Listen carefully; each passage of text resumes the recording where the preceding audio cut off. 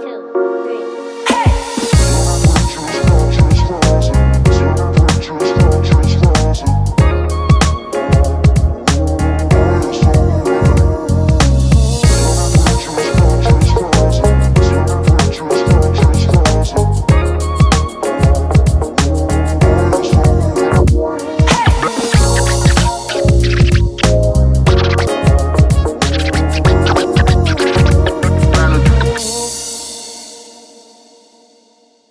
So for most men, here's how it goes. So we've documented, as you said earlier, 200,000 erections and 4,000 men.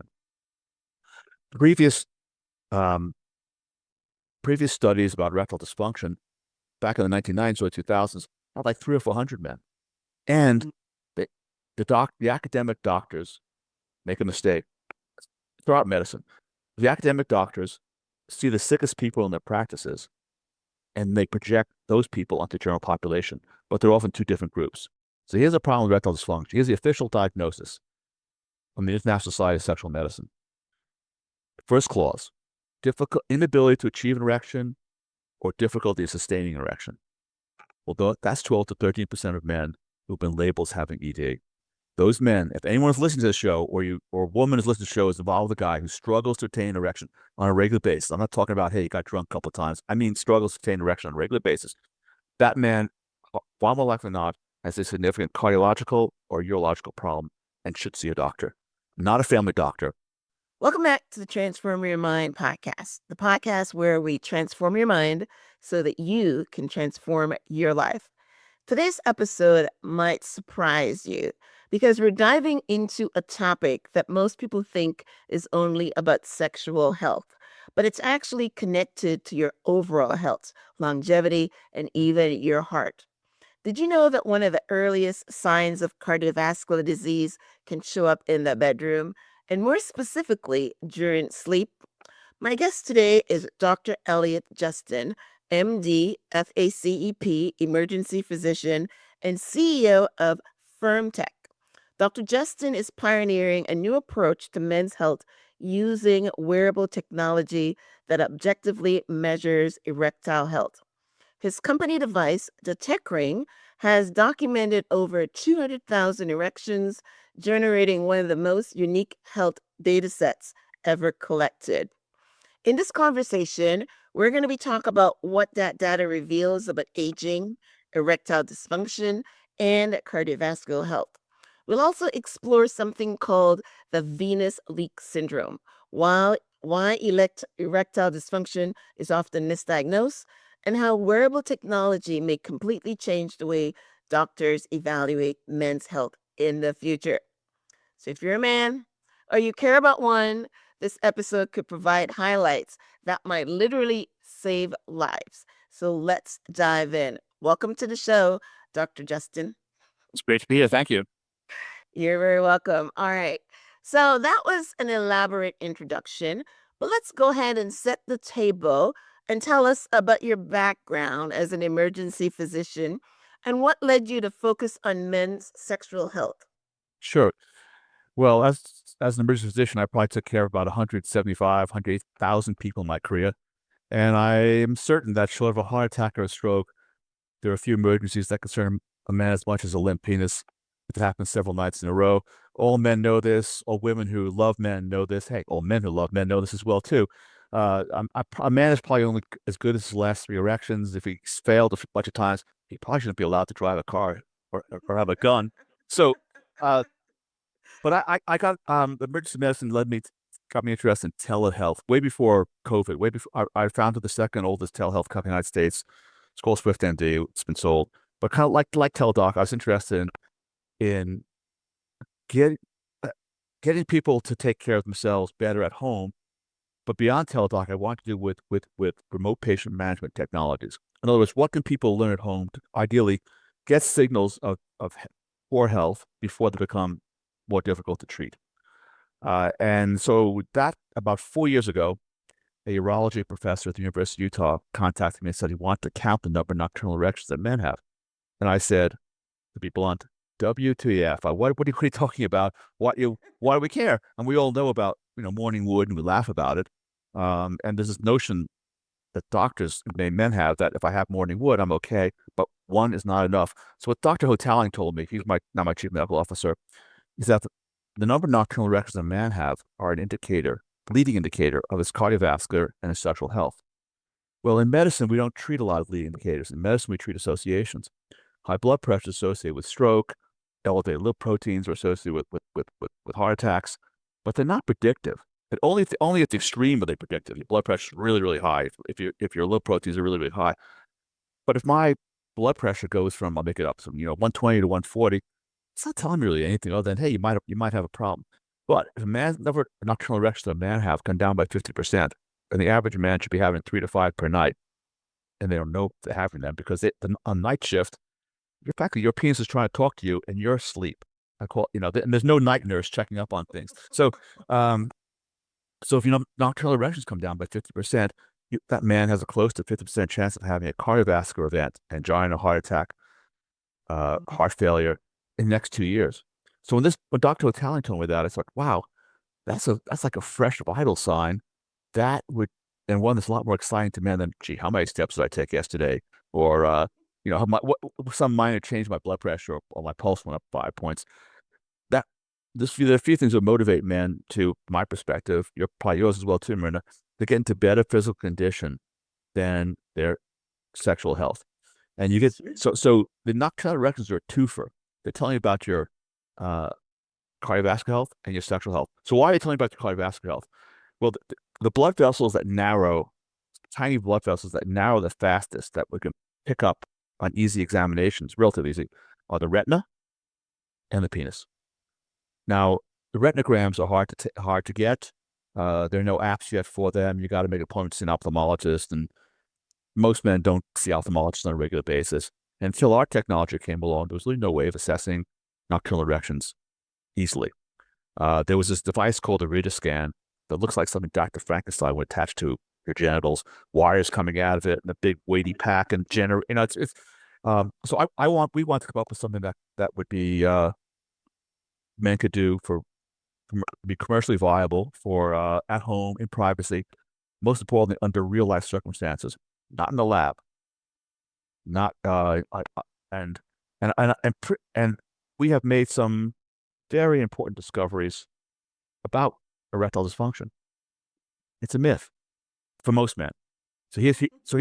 For most men. Here's how it goes. So we've documented, as you said earlier, 200,000 erections and 4,000 men.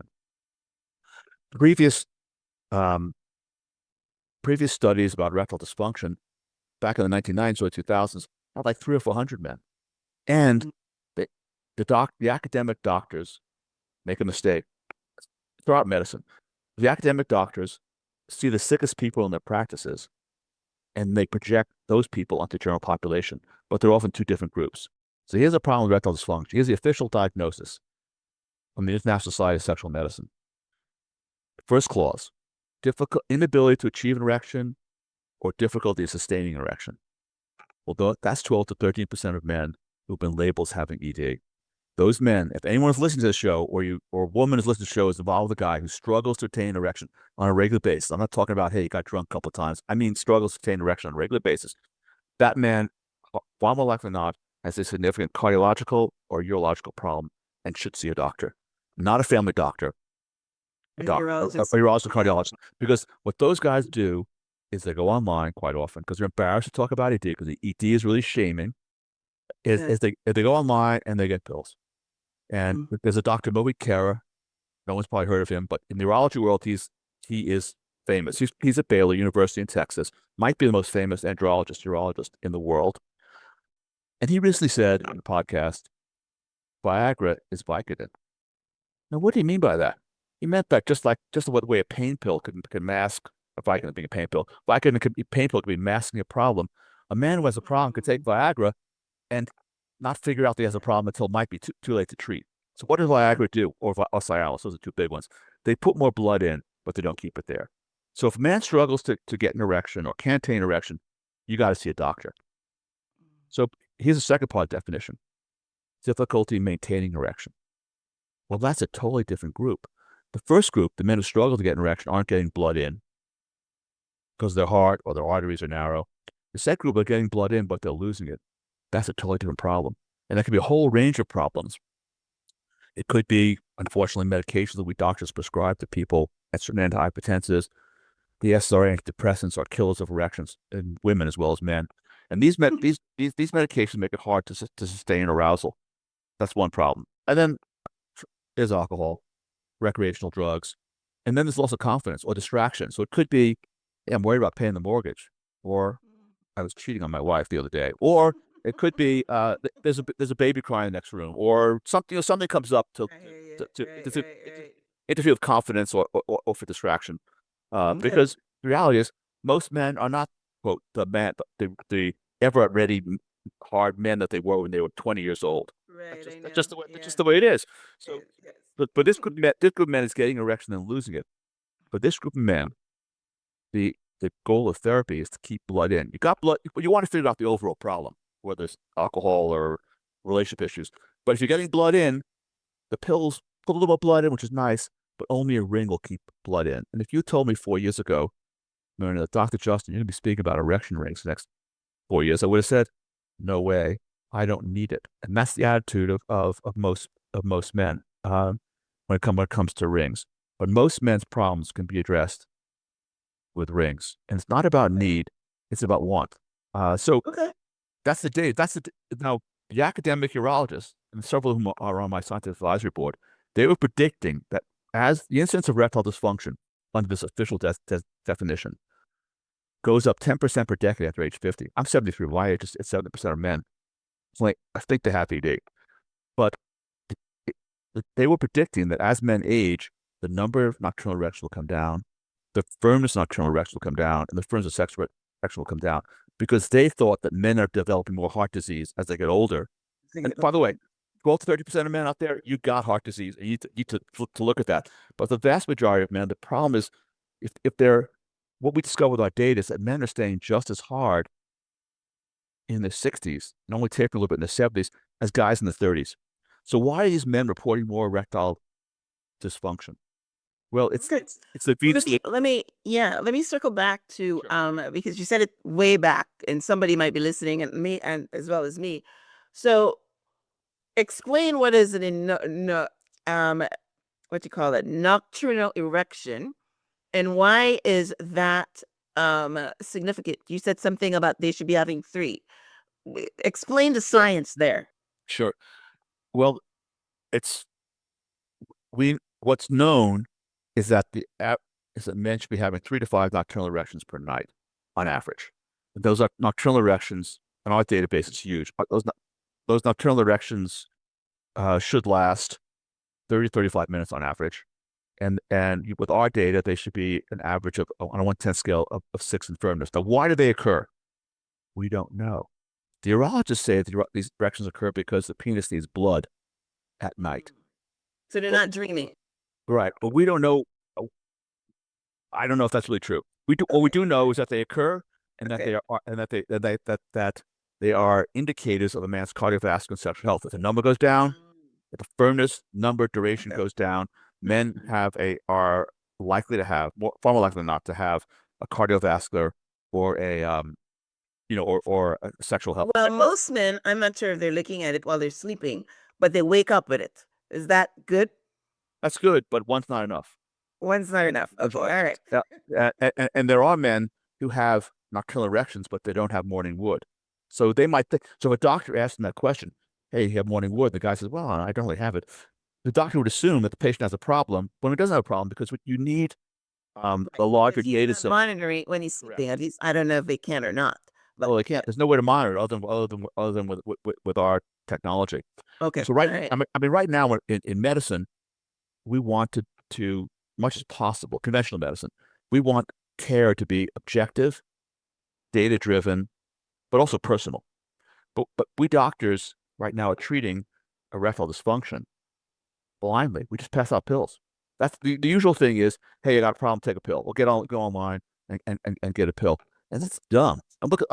Myrna, I'm looking at you. You and I are different ages, different races, different genders, different physical condition, probably taking different medications. But if you and I both went to a doctor right now and said to the doctor, when I work out, my pulse is irregular, my heart pounds, I think got high blood pressure, and I have a heart arrhythmia.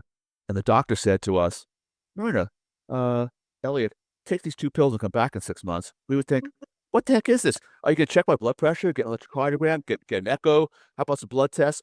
I got a Right. problem here. You're just going to give me some pills. When it comes to men's sexual health, That's what they do. that's what they do, and it's Mhm. stupid, and it's offensive. And Mhm. and as Dr. Kara said, you could be masking a significant problem because even while I'm saying 85% of men, your problem is on the other side of the circulation. It's a venous leak. The doctor, there's a 12 to 50% of men. Yeah, you got a heart problem. You need to see a doctor. So we need to bring, we need to get the, we need to take men's sexual health into the 21st century of objective, data-driven, and personalized care. Okay. So before I ask you about your firm tech and your tech ring, I want to circle back to what you said. So if a man is waking up with no wood, let's say, Yep. or he can't maintain a sexual erection or he can't get one, um, uh, then you're saying his first line of inquiry should be a cardiologist or a neurologist. Where does he go first? Okay. Well, if a man can't attain erection, struggle to attain erection, I would start with a urologist. But the urologist needs to be thinking about cardiovascular issues as well too. Okay. If a man gets an erection and loses it, he should get his data because I'll come up with the two extremes, and it's relevant to what we're doing here. If a man has 4 nocturnal erections and with our technology and the average duration is 30 minutes, his problem is in his head or the relationship. There's something that's more likely than not. At the other Mm, extreme, got if a man is having 1 or 2 nocturnal erections and they're weak in strength and short in duration, you probably have either a medication related problem or a heart or neurology problem, and you should see a doctor. So the data helps men to sort it out. Mm, So we've had 3 men that we're aware of who were going to get penile implants because they mm, thought they had severe dysfunction, but they had nocturnal erections and they realized the problem was here. mm, At the other extreme, we've had 4 men now who've told us they've gotten cardiac catheterizations. They were blaming three of those 4 guys were blaming their wives for the inability to have sex. Hey, you're mm. fat. Hey, I don't like the way you do things. Things, really horrible things. I mean, because one of these women shares. But that is in your head too. I mean, that can cause the problem. Yeah. Oh, sure. But these guys had one guy had 0 nocturnal Problem. erections, and Right. the other guys had 1 or 2, and they were weak. 3 of these guys I know one guy has got a catheterization, but three guys got catheterizations and has significant blockages. And I'm not gonna say that the technology necessarily saved their lives, but it could have saved their lives. Certainly identified a problem before it became a problem. So Myrna, we are all men and women on the road from I like to call it erectile fitness to erectile dysfunction. Women too. Women have nocturnal erections as well. We would all like to know where we are in that road because that road is also telling us about our heart health as well too. So um, the we need a dashboard. We don't drive a car without a dashboard. I wouldn't like drive to visit you in Florida and say, "Oh, I'm not gonna look at my dashboard ever." I wonder when I'm running low on gas. I wonder how my Yeah. oil is. And we all like to know where we are on the road. And what we're giving people is a dashboard of their cardiovascular and sexual health, and that's profoundly valuable because ideally you don't have a problem and you're good to go. But if there's a problem, you'd like to see the yellow light flashing before it goes red, before you have a breakdown. And if you do, ideally with data, you can start to reverse course and Yes, and I love data. I'm wearing a wearable too, Fitbit. So yes, I love nice. I love data.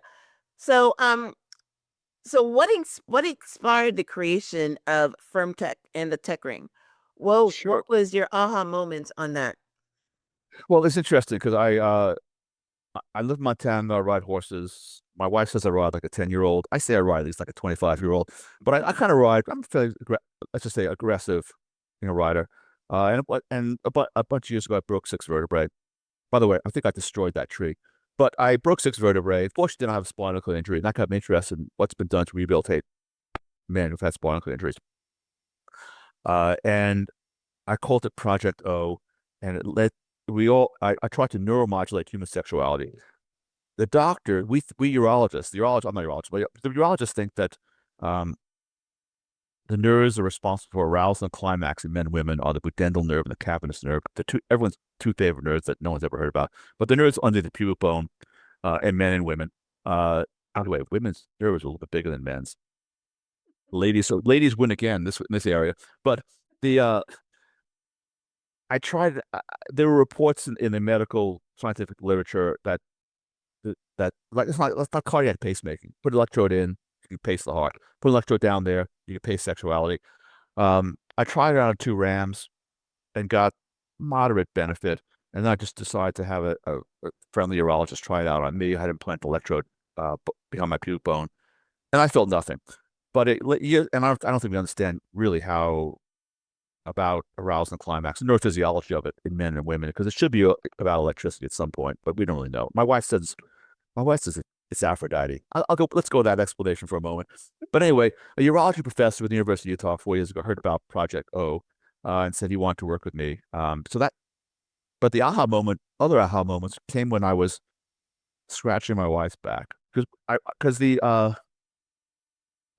I needed to come up with these erection rings that you get at sex toy stores. They pinch, they're uncomfortable. These O rings. They've never caught on among men the way say vibrators have caught on among women because they're uncomfortable and they don't work all that well. They're not safe. So I need to come up with a way of developing a ring that could be worn overnight, a smart, safe wearable, basically. So I was scratching my wife's back. I think about half the heterosexual sex in the world probably starts when a guy is scratching his wife's back. Because when the bra comes off, it's irritating the skin. Many of you probably experience this as well too, especially in a hot climate. It just and why does the back want to be scratched? Because there's a silicone band in the back of a bra, and silicone pulls on the skin. And over the course of the day, women adjust their bras. Because my wife comes out of the fashion industry. Women adjust their bras 8 to 10 times a day. And why is that? Because the skin, it's pulling, it's pulling on the skin. So I saw on my wife's because it's made out of silicone. I saw that on my wife's desk there was a stress ball, and I thought, duh, stress balls are not made out of silicone. They're made out of soft, stretchy elastomer, like our erection rings. So I thought, why don't we make an erection ring out of an elastomer?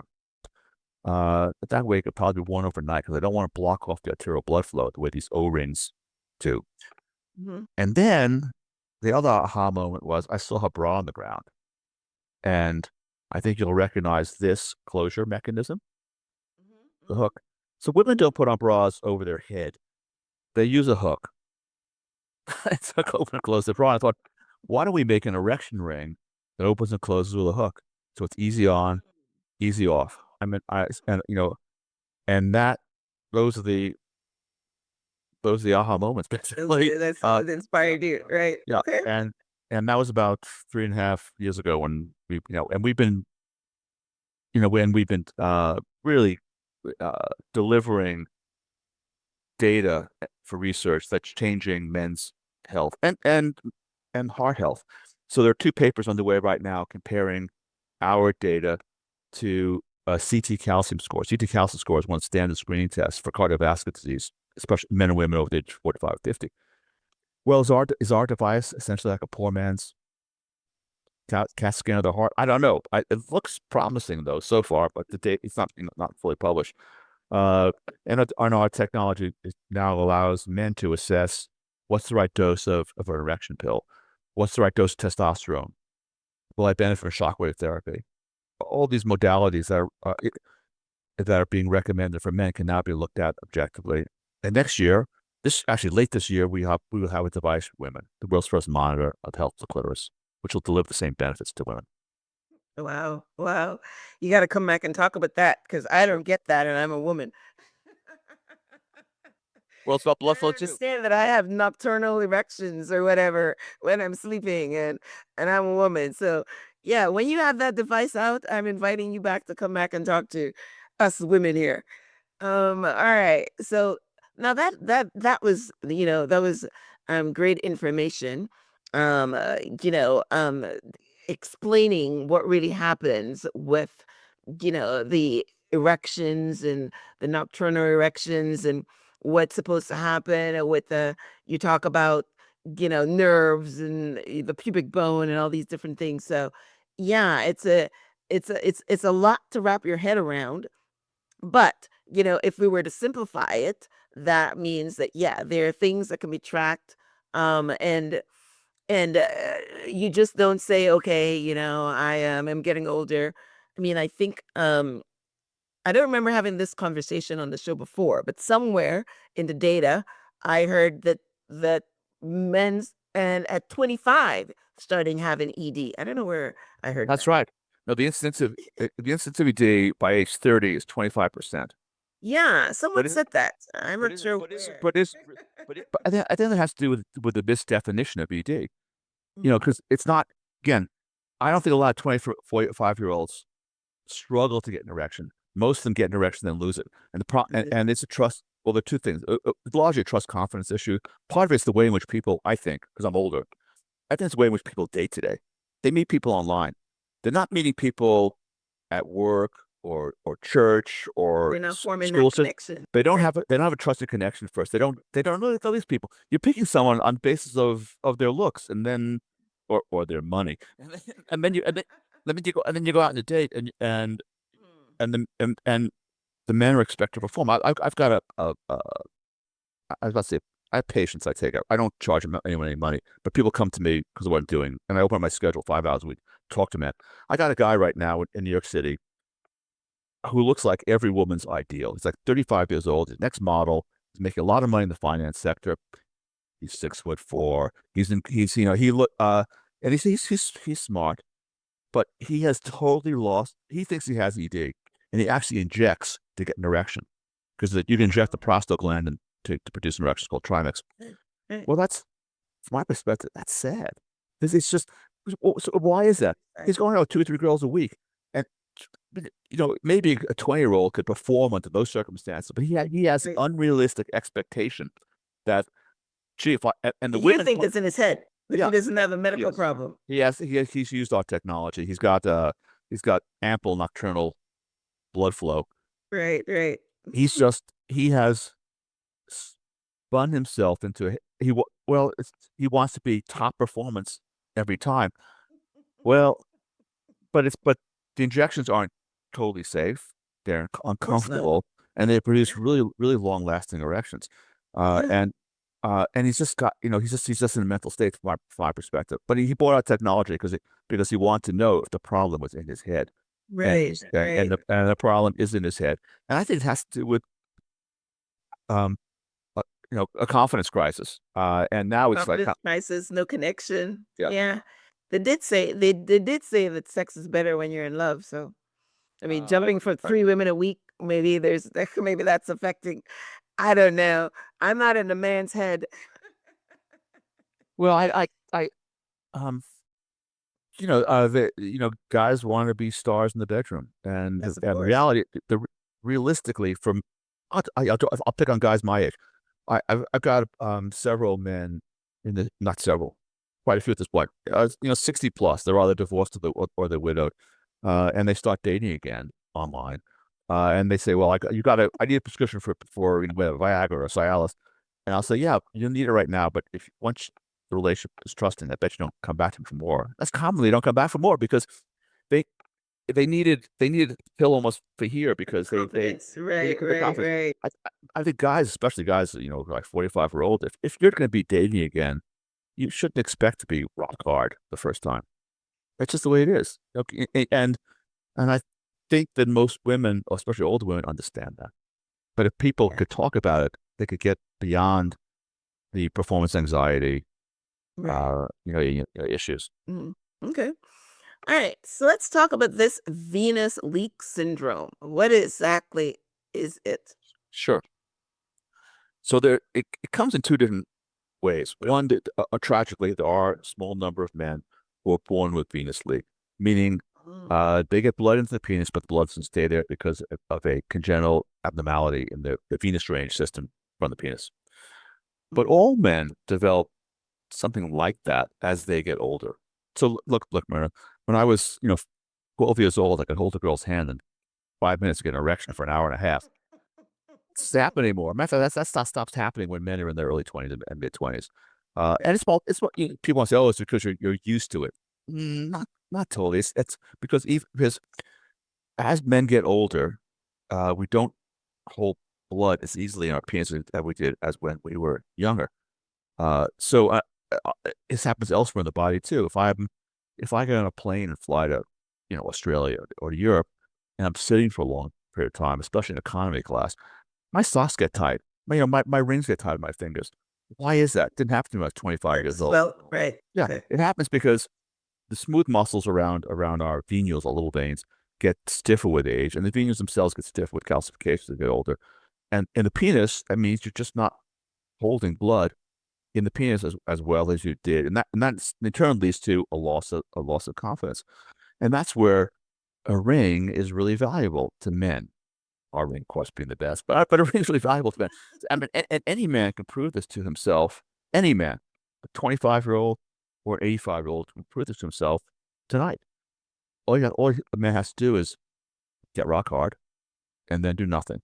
And the erection will go down about 25, 35 seconds. And then get rock hard and you put a ring on it, and the man's going to stay hard for 2 or 3 minutes. There's a study in Japan right now by Dr. Yoshi Sato, who's the head of the Japanese Society of Sexual Medicine.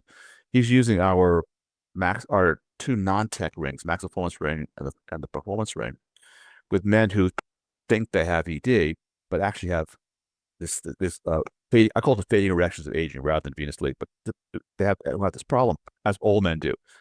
Well, these guys are staying hard for 10 minutes with a ring after they have a climax.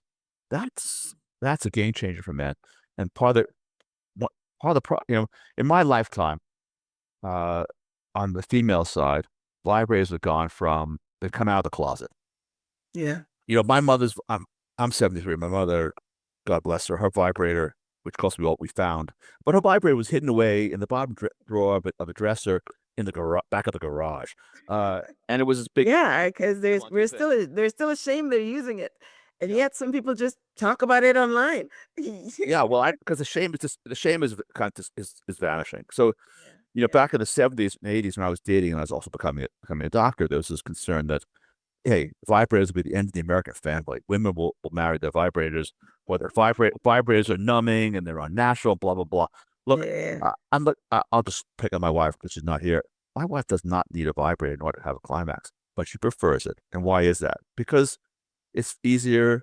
It provides different type of sensation. I should probably go to bed with a bandolier then, depending on what her mood is and what kind of sensation that she wants. Our daughter, gave them away at her bachelorette party. They become normal. They're still just embarrassing, but they've really become normal. Yeah. But erection rings have not. And Well, because there's a male men pride. is always you said it earlier. A man's confidence is tied to his ability to perform. And they feel that if they have to have an erection ring, in fact, a lot of men, at least the men that I've been with, don't even like having a vibrator in bed because they feel that the vibrator is doing the work and they need to do the work. Again, it's a confidence. Get over it. Get over it. That's not. What I mean, we present at conferences like the American Urology Association or the International Society for Sexual Medicine, and we have a joke that we can tell the difference between a gay doctor and a straight doctor with one question: do you use an erection ring? Gay doctor, they roll their eyes like, "Are you an idiot? Of course I do. Last night you got a better one." And the straight doctor, like Superman, picks up. Whoa, not Exactly. Yeah, that's true. some That's some of true. some of my patients might benefit from that, but not me. Well, it's not about needing something. This is the male mindset. It's about wanting something. As I've said about my wife before, or many women that I know, they don't need a vibrator. They want a vibrator. By the way, the vibrator is what fixes venous leak in women, because aside from the neurological pleasure of the vibrations up the nerves, the vibrator also stimulates the arteries to stay open and sustain blood flow. Mm. Which is one of the reasons why vibrators are so really, from my perspective, essential in postmenopausal women, because they need that extra. They need to keep the arteries open. But for men, it's just this peculiar pride. I think this peculiar pride issue, and Yeah. if there's a takeaway message that I want to convey, it's one, put a ring on it, optimize your performance. Two, put a ring on it, especially men over the age of 45, 50. Get your data. What we're doing right now at FirmTech is going to become the standard of care. Right now, if you go to a doctor for a physical when you're over 45, 50, you expect blood pressure, electrocardiogram, maybe an echo, blood test. Well, don't you want to know the data? And a prostate exam. Yeah, PSA, right, PSA. don't mention men should want to know the status of their nocturnal erections for their heart and for their sexual health. And so like with men, I was saying before, it's like this need want issue. I don't need rings. I prefer them. 4 years ago, I would have said, I need that. But now I realize rings do several things. Every man and every woman, solid man, should ask the guy this question: do you want to get harder? Well, every guy wants to get harder. So what our rings do for me is quantifiable. Is they they increase my girth, circumference by about 3 to 5 millimeters. Well, that's like that much. Now, no one's gonna walk by and say, "Oh my God, you're a porn star." But that's what does that mean? That's more blood than I can Yeah. achieve with sex. Right. So the more blood, it's like same thing with the vibrator. The more blood that's in the penis, or close to that matter, the more intense the pleasure. Do I want to last longer? Sure, all guys want to last longer. Do I want to be more confident? In other words, not worry that, gee, if I had that third cocktail, not be able to play tonight, or if I stay up dancing until 1 o'clock in the morning, I'm just gonna be too tired. Or uh, my wife and I had a fight early today, so I'm gonna put it off because I'm worried about losing it. So, do you want to be more confident? Yes. Mhm. Next question is really important to men too. Do you want your partner to be more confident? Of course. What does my wife like about rings? She doesn't have to worry about me. She knows that with minimal stimulation, because in a healthy marriage or partnership, woman always climaxes first. In a healthy relationship, she wants to focus on her own pleasure, but she has to worry about me losing it because she loves me.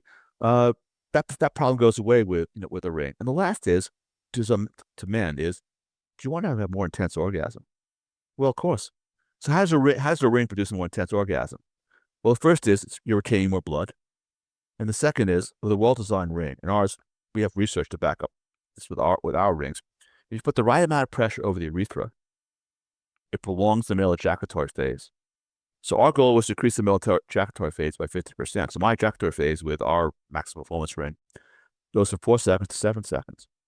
Well, that's an incredible orgasm. I don't have sex without it now. Why? Because I want it. And my wife likes the fact that I want it as well too, because she wants me to have more pleasure as well too. It's not about need, it's about want. And men need to start thinking about that Mhm. the way women think about vibrators as well too. It's not about need, it's about want. Do you want to? Right. Yeah. Well, listen, you're the guys who are listening to you right now that are seeing you talking about a healthy sex life in your 70s, they're definitely gonna go out and buy your ring right now because you are definitely the poster child for this conversation. So that's amazing. All right. So, what are 3 things men can do today to improve their vascular and sexual health without the ring? Sure. Well, a lot of the guys that I take care of you're overweight, sedentary. Mm. You need to exercise. You need to go. Look, it's really embarrassing as a guy if after a few thrusts you have to lie on your back because you're winded. So you, men need to lose weight and be in better cardiovascular tone. And I recognize it's a challenge today. Most jobs are sedentary; they're not physical. And there's a lot of really tasty, wonderful, cheap food out there that's going to get you fat. So you need to pay attention to that. All men should should know what their free testosterone is. The free T is the amount of testosterone in your blood that's available, not just for your sexual health, for your to prevent. And by the way, women should know their T as well too. But for Mhm. but for your but to prevent brain fog, to maintain your cardiovascular health, to maintain the health of your muscles, and prevent osteoporosis. Really important to women as well too. It's one of the reasons why women should take testosterone. So you need to be better physical condition. You need to monitor your testosterone. Um, you need to have sex regularly too. It's use it or lose it. The penis and the clitoris will atrophy, and you will lose confidence unless you have sex regularly. I mean, I've got men I take care of who often for religious reasons they don't masturbate. They get divorced or they're widowed. 5 years go by, they meet someone, they want to resume sexual relations. Well, they've atrophied and they've lost their confidence. So it's use it or lose it. So those are 3 things. So let's just talk about the benefits of regular sex just a moment. I mean, in men and women. There are studies in men and women that show that men and women have sex 5 to 7 times a week, an orgasm, whether themselves or with a partner, they can cut their cortisol level, stress hormone level, up to 50%. There's a huge study out of the United Kingdom looking at men over the age of 70. Men who have over the age of 70 have sex 3 times a week versus men who have sex less than 3 times a month, decrease their risk of sudden cardiac death by 50% over the next decade. You're going to die anyway. I mean, but just for that one study alone, doctors should be prescribing this to men. Good to doctor who says, have more sex. Yeah, and then there's I never heard the 5 times a week. That's a lot. But I heard the 3 times one. well, it's not that much. That's like every day. What are you talking about? Why not? I mean, just the way you should exercise pretty much every day. Yeah. So the last one is interesting to me because there are multiple studies showing that couples that have sex 3 times a week versus couples that have sex less than 3 times a month have half the divorce or separation rate. That's true. Well, we know about the profound impact on mental health and physical health and the immune system of separation, plus the impact on your children. We know that, I mean, granted, people can successfully single parent. I'm not saying it's impossible, but we know that the children of couples in a sustained relationship more likely to finish high school, less likely to do drugs, less likely to commit crimes, less likely to become alcoholics, more likely to finish college, even have higher incomes. Yeah. You should have sex for your children. Even if you don't love each other, have sex for the sake of your children. I like where this is going. Yes, I like where this is going. Yes, right. Yes, excellent. Yeah. Right. Awesome. Awesome. Awesome. Awesome. Awesome. All right.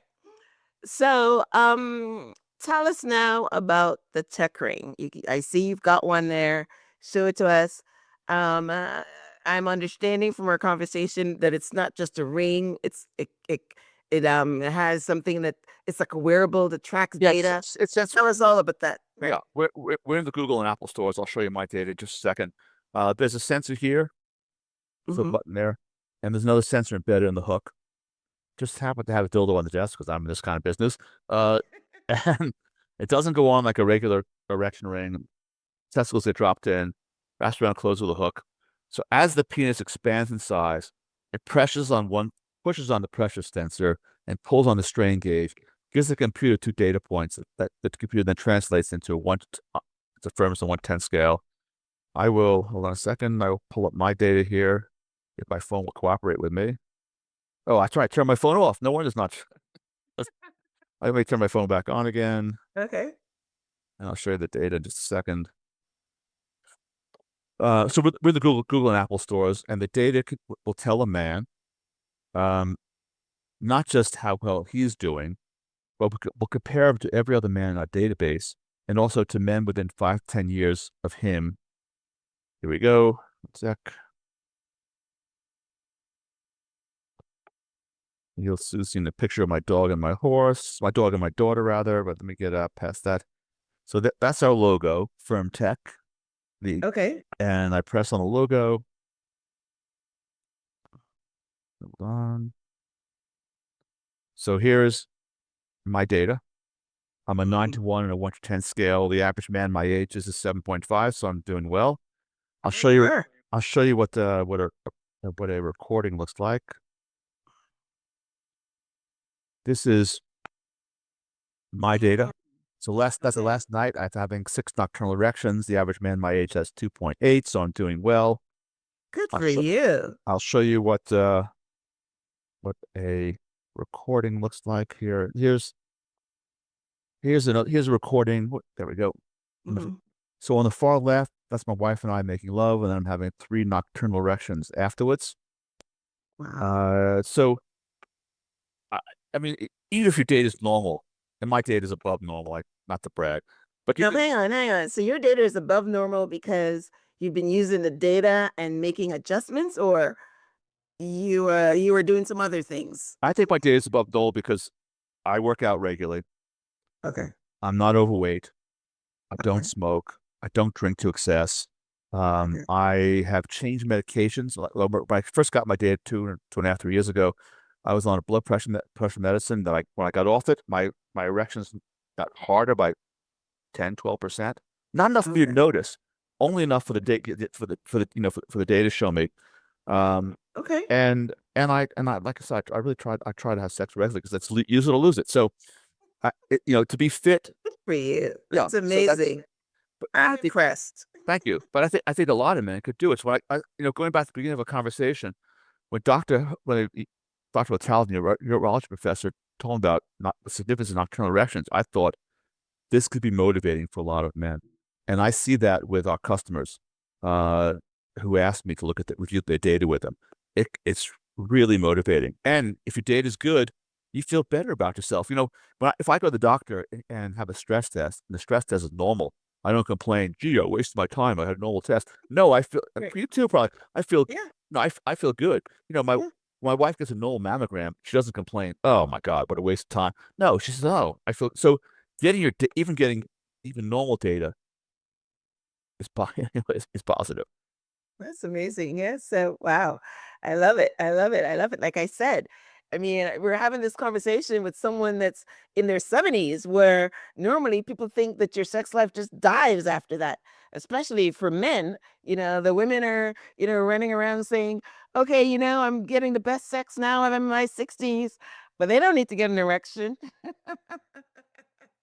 Well, especially and women like men should find suppose men's upon women should find out what your testosterone is. Yeah. You know, Well, they do that when they check your blood, they check your testosterone we level. have to ask. No, it's not part of the standard Medicare exam. Remember, what my Okay. wife was 72. It's not standard. You have to ask for it. Mm.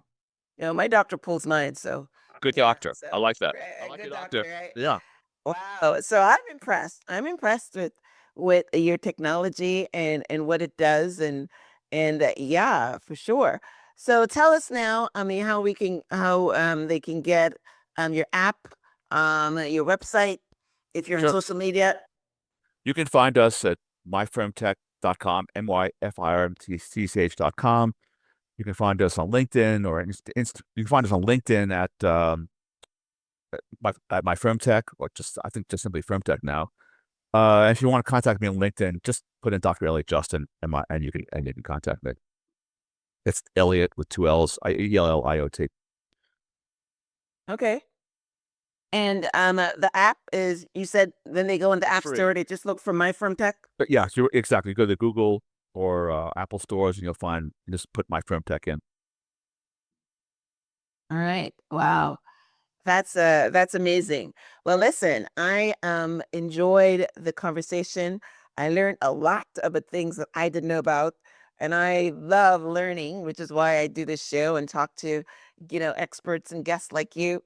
This has been a fascinating conversation, Elliot. But what I would love about your work is that it reframes erectile health not just as a sexual issue, but as a powerful indicator of overall wellness and cardiovascular health. So, transformers, remember your body is always giving you signals. The key is learning how to listen. So I will have a transcript or a summary of my conversation with Elliot on the show page, which is myhelps.us. I will link out to his website and link out to his app and also his LinkedIn profile. So if you guys have any questions that we didn't cover here, then of course, I'm pretty sure the women are probably going to have some more questions than the men, but we're all, because who benefits from having a man that can get hard? Women. The man, it's his ego, and he needs to have sex and needs to feel good, but the women benefit. So I'm very definitely interested in your product, and I'll probably buy one for my husband so that he can keep track of his data. So amazing Excellent. conversation. Yeah, well, this is a chance for women to take a knee and put a ring on it. Yes, I know, right? I'm pretty sure that's Beyonce's song, "Put a Ring on It," right? We're talking about a different kind of ring now. Yeah. So as we wrap up, Elliot, any last words before we go? Yeah, this data, men men should want to get the vital signs of their most vital organ, and with technology, you can now learn about your sexual and cardiovascular health. Your doctors probably don't know about this. You need to educate yourself. If you want to have life, the, the lifetime of lovemaking that everyone desires, you need to get your data and get them and see where you are on that journey. Yeah, yeah, I agree wholeheartedly. I agree wholeheartedly. This is something that instead of saying, it comes with age.